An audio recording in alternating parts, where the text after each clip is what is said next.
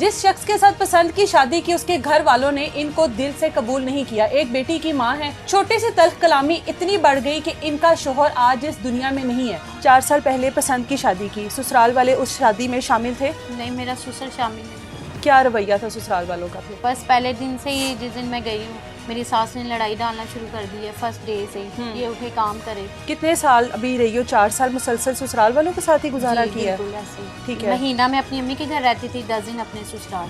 क्या तल्ख कलामी हुई और किस तरह से आज आपके शोहर इस दुनिया में नहीं है? वो गाड़ी वाला उतर के आया, उसने गन निकाली है, एक लड़के को परतानी है, तो उतनी देर में मेरे हस्बैंड शॉप से भागे हैं बाहर। वो किसी के घर काम करता था, नौकर था उनका। अच्छा। जिस लड़के ने मारा है। अच्छा, एक नौकर के अंदर इतनी बदमाशी थी और इतनी पावर थी कि उसने मार दिया। ससुराल वालों की तरफ से क्या रवैया, क्या चाहते हैं कि जिन्होंने मारा है, पुलिस ने कार्रवाई की, उनको पकड़ा, अब क्या चाहते हैं कि वो माफ कर दिया जाए उनको? हाँ, वो चाहते हैं कि केस का रुख ही बदला जाए। मतलब आपको टारगेट करना चाह रहे हैं? मुझे टारगेट करना चाह रहे हैं मेरे भांजे के थ्रू।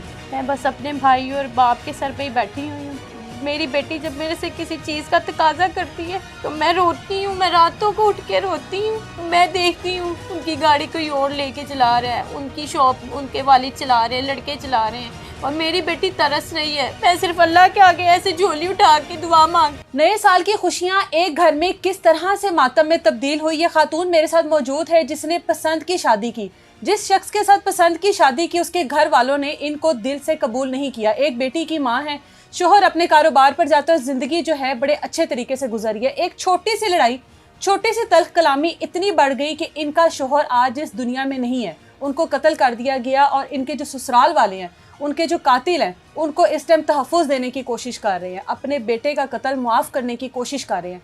क्या मामला है? ससुराल वालों ने क्यों कबूल नहीं किया? शोहर को किसने मारा? लड़ाई कहाँ से शुरू हुई? इनसे बात करते हैं। अस्सलाम वालेकुम। वालेकुम अस्सलाम। 4 साल पहले पसंद की शादी की, ससुराल वाले उस शादी में शामिल थे? नहीं, मेरा ससुर शामिल नहीं थे।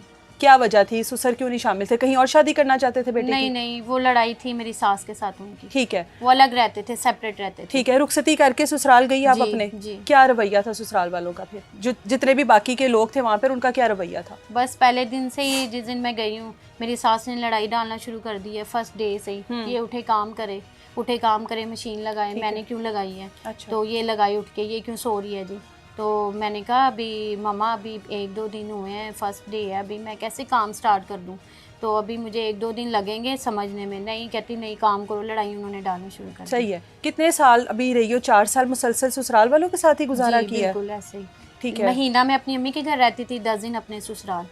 मतलब इतना कम रहती थी ससुराल में, सिर्फ इस वजह से कि उनका रवैया इस तरह का था? कितने बच्चे हैं आपके? मेरी एक बेटी। एक बेटी है। शोहर काम क्या करता था? उनका काम था अपना, पान शॉप थी। पान शॉप थी। किस तरह से लड़ाई झगड़ा शुरू हुआ? कौन लोग थे?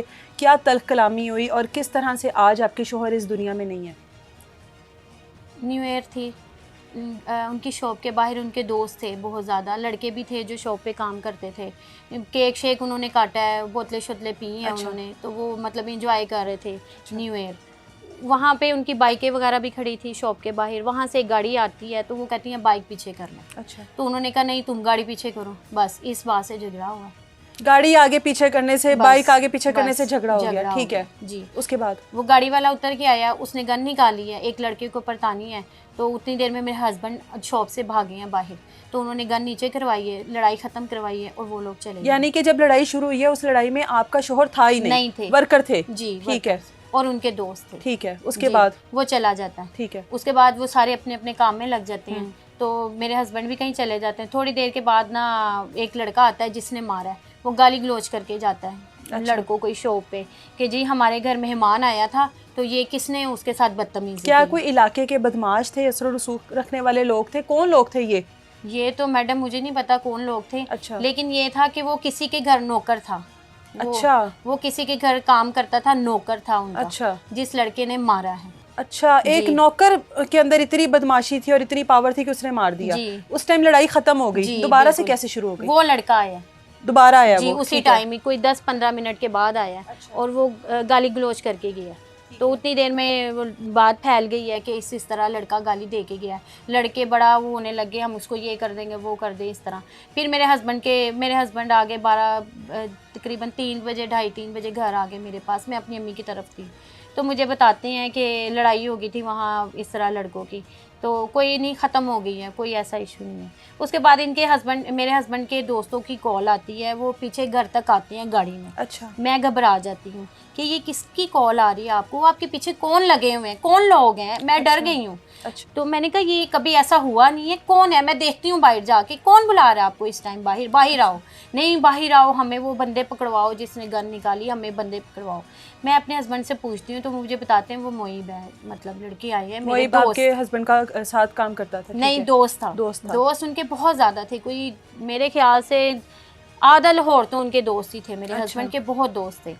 तो वो उतनी देर में मेरे हस्बैंड बाहर जाते, उनके आपस में वो, मेरे हस्बैंड हंस रहे हैं लेकिन वो गुस्सा कर रहा है वो लड़का। लेकिन आपके जो हस्बैंड के दोस्त हैं उनको इस बात का गुस्सा था कि गाली क्यों निकाल कर गए हाँ हमारे जी, दोस्त गन को? क्यों निकाली, वो अच्छा। समझे कि मेरे हस्बैंड के ऊपर गन निकाली है। उन्होंने कहा मेरे ऊपर गन किसी ने निकाली, मेरी कोई लड़ाई नहीं, मेरा कोई झगड़ा नहीं, और वो ख़त्म हो गया। और मुझे क्या पता वो कहाँ चला गया, वो कौन था, कहाँ से आया है, बस उसने गाड़ी वाला था, वो चला गया, बात मतलब खत्म हो खत्म हो गई। लेकिन उन्होंने बात को बहुत ज़्यादा, मतलब उनके ज़हन में ये डाली कि बढ़ावा नहीं, दिया। जी बढ़ावा दिया उनके आज दोस्तों ने। दोबारा वो लड़का सामने आया? जी नेक्स्ट डे सामने आया? जी नेक्स्ट डे सामने आया तो मेरे हस्बैंड उसको पूछने चले गए कि भाई तुमने क्यों गाली गलौज की, वो तो चला गया गाड़ी वाला, ख़त्म हो गई, तुम कौन हो? अच्छा। तुम क्या लगते हो, तुमने गाली गलौज की थी। वो आगे से मेरे हस्बैंड से कहने लग गया तुम कौन होते हो, तुम कौन हो? मैं गन निकाल ली, उनको पता ही नहीं था कि उसके पास गन है, मैं मार दूंगा। तो वो बस फिर उसने ऐसे करके गन निकाली और उसने चला दी। कितने दिन तक शोहर जिंदा रहा? मेरे हस्बैंड 2 दिन में आईसीयू, 2 दिन आईसीयू में रहे। आपके साथ कोई बात की हो उसके बाद, आपको कुछ बताया हो इस बारे में?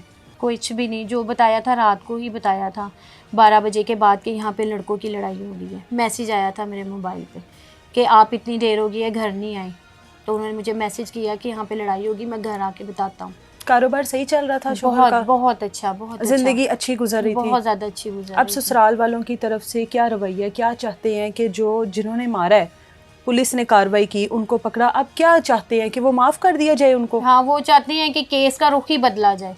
मतलब बस आपको टारगेट करना चाह रहे जी, हैं? मुझे टारगेट करना चाह रहे हैं मेरे भांजे के थ्रू। अच्छा। जी, मेरे भांजे के थ्रू टारगेट करना चाह रहा है, या मुझे मतलब कि बदला लेना चाह रहे हैं कि इसने हमें मीडिया पे इतना बदनाम किया है, हमारी पिक्चर लगवाई है, हमें इस तरह किया, जो जो उन्होंने मेरे साथ किया। मैं अपने राइट पे थी, सुलह भी हुई है, सब कुछ भी हुआ, लेकिन ये लोग बाज नहीं आ रहे। मुझे अच्छा। परेशान, ये मुझे बेसिकली मुझे परेशान करना चाहते हैं। बेटी जो है आपके पास, जाहिर है उनकी औलाद है, उनकी नस्ल है, कभी मिलने की कोशिश की हो, अब 3-4 माह का टाइम गुजर गया है, बेटी को मिले हो, कोई खर्चा दिया हो, जाहिर है आपके शोहर का कारोबार है जिसको अब उन लोगों ने संभाला हुआ है, आपका उसके ऊपर मुकम्मल हक है, उस बेटी का उसके ऊपर मुकम्मल हक है, कभी पूछा हो, आपको कोई खर्चा दिया हो? कभी भी नहीं, एक 3-4 माह से कभी भी नहीं? कभी भी नहीं। मेरे वालिद कर रहे हैं, मेरे वालिद को आंखों से नज़र नहीं आता। मेरे भाई हैं, वो मेरे साथ थानों में गए हैं, हर जगह मेरे साथ मामला देख रहे हैं, काम पे भी जाते हैं। आपको पता है जॉब करने वाला बंदा छुट्टी करेगा तो पैसे कटिंग हो जाती है। वो मेरे पीछे भी भाग रहे हैं, बच्ची को भी वो कर रहे हैं, उसकी लुक आफ्टर कर रहे हैं। अब आगे से इनका ये नया है कि उसको बस मुजरिम को छुड़वा दें किसी तरीके से, केस को वीक करना चाह रहे हैं। और आप चाहती हो कि आपका जो शोहर है उसको इंसाफ मिले, बिल्कुल। उसका जो कातिल है उनको माफ ना किया जाए, ना इस किस्म किया की कोई जाए। डील ना की ना जाए की आपस जाए, में, कोई पैसों ना। का जो भी जाहिर जी। है आपको पेशकश मिली होगी कि इतने पैसे लेकर मामला रफा दफा कर दो। नहीं, वो आपस में खुद ही सारा ये मामला, आपको आपका कोई अमल दखल नहीं है एंटर बीच नहीं में? होने दे रहे केस में। आपकी भी किरदार कशी हो रही होगी यहाँ पर? बहुत ज़्यादा, बहुत ज़्यादा। इवन कि अगर मुझे इन्होंने मदई भी नहीं बनाया, मैंने इस पे भी नहीं इशू उठाया, मैंने कहा ठीक है जो भी मदई बन गया बन जाए, लेकिन इंसाफ चाहिए मुझे। बेटी जो है अब जाहिर है बाप को याद कर रही होगी, बेटी उम्र बहुत ज़्यादा। और ख्वाहिशात भी करती होगी, बहुत किस तरह ज़्यादा। से पूरा कर रही है? मैं बस अपने भाई और बाप के सर पे ही बैठी हुई हूँ।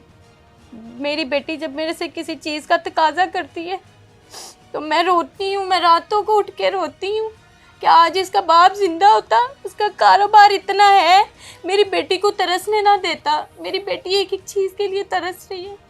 उसके वालिद ने एक दफ़ा मुंह में से चीज़ निकलती वो 10 चीज़ें ला के रखते थे उसके आगे।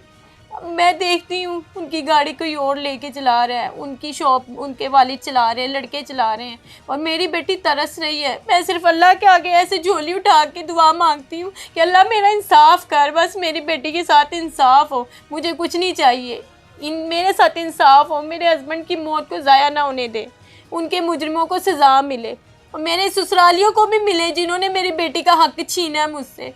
कारोबार पे सारा कब्जा करके बैठे हैं, सारी आमदन खुद खा रहे हैं, 1 रुपया तक नहीं बेटी को दिया, ना पूछा ना मैंने मांगा है।